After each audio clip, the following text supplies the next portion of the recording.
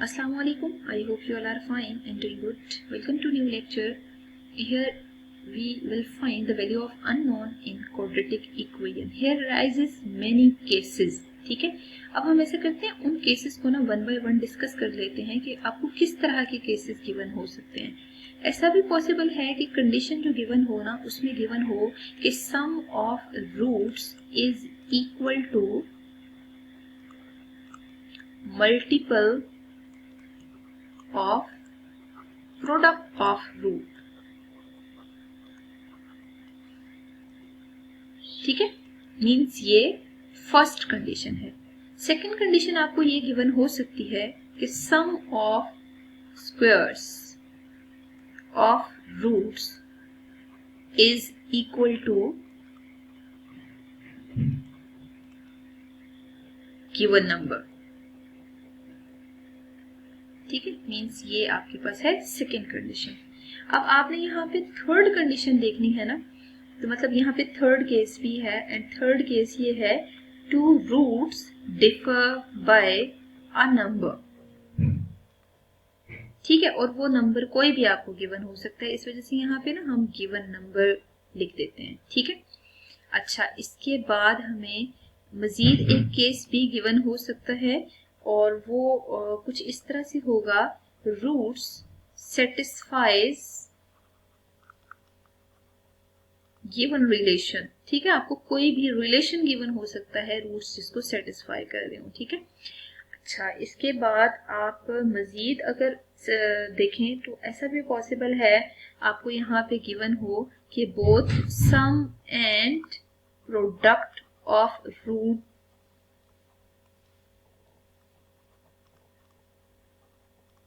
Are equal to given number.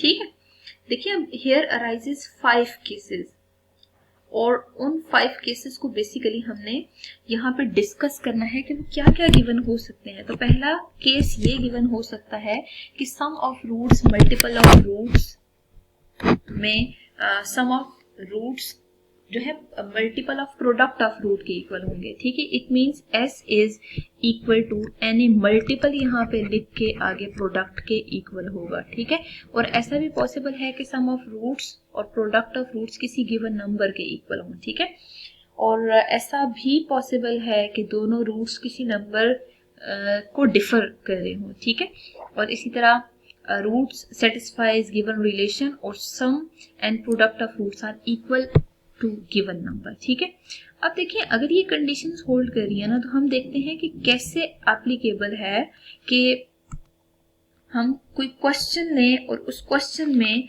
Proper condition देखें. ठीक है, तो पहला केस ऐसा करते हैं, हम यहाँ पे कंसीडर कर लेते हैं. ठीक है, जिसको हम केस ए का नाम दे देते हैं. और केस ए क्या था, sum of roots is equal to multiple of product of root. ठीक है, एक क्वेश्चन कंसीडर करते हैं और उसके थ्रू प्रॉपर हम सिंप्लीफाई करते हैं. ठीक है, एग्जांपल आपको क्या गिवन हो सकती है, find the value of h. और h की वैल्यू क्या है, उसमें कंडीशन है if sum of roots is equal to 3 times the product of roots.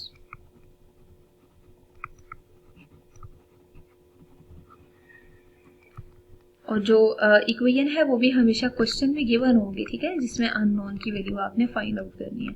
अब देखें आपको एक इक्वेशन गिवन है, आप यहाँ पे रूट की वैल्यू कभी भी नहीं निकाल सकते, क्योंकि देखें दो वेरिएबल आ रहे हैं ना, दो वेरिएबल हो तो दो इक्वेशंस चाहिए होती हैं सिंप्लीफाई करने के लिए. तो प्रॉब्लम यहाँ पे यही आ रहा है कि उन दोनों रूट्स को फाइंड आउट करने के लिए हमें वैल्यू चाहिए.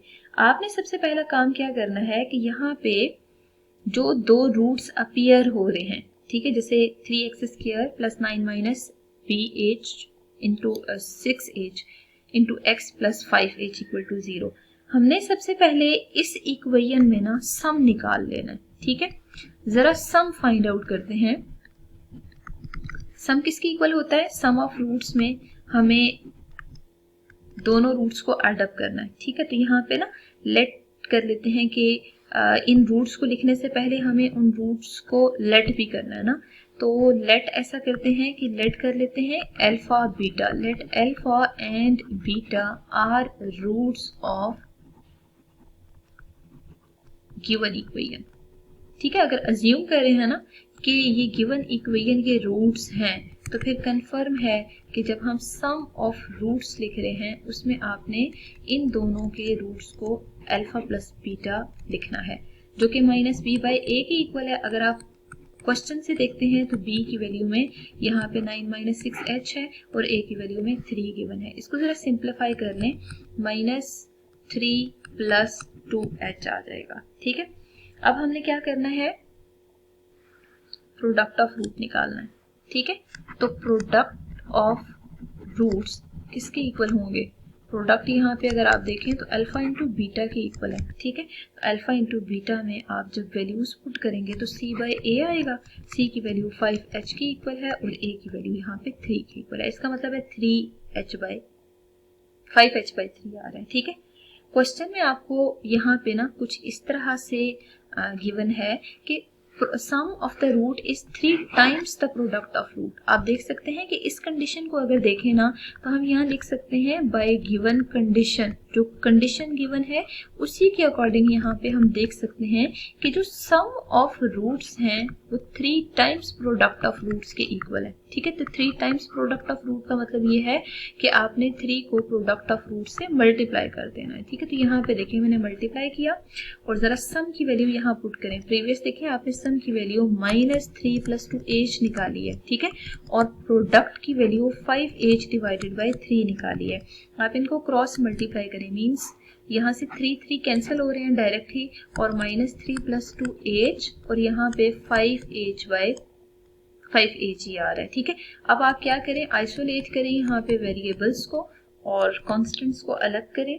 तो यहाँ पे आप देख सकते हैं कि 3h की वैल्यू माइनस 3 आ रही है। अब आपने तो h की वैल्यू फाइंड आउट करनी है। h की वैल्यू फाइंड आउट करने के लिए आपने माइनस 3 को 3 से डिवाइड करना है। डायरेक्ट h आप देख सकते हैं कैंसिलेशन के बाद -1 के इक्वल आ रहा है, ठीक है। तो अब आप देख सकते हैं कि हमने जो कंडीशन क्वेश्चन में गिवन थी वो कंडीशन अप्लाई की है। अप्लाई करने के बाद डायरेक्ट जो अननोन अपीयर हो रहा है उस अननोन की वैल्यू फाइंड आउट कर दी है, ठीक है। अगर ये कंडीशन हमें ना दी होती ना, sum of root is basically equal to 3 times product of root, ठीक है। अगर ये कंडीशन ना गिवन होती तो हम इस क्वेश्चन को कभी भी सॉल्व नहीं कर सकते थे, यहाँ h की वैल्यू नहीं फाइंड आउट कर सकते थे। मजीद एक क्वेश्चन ट्राई करते हैं।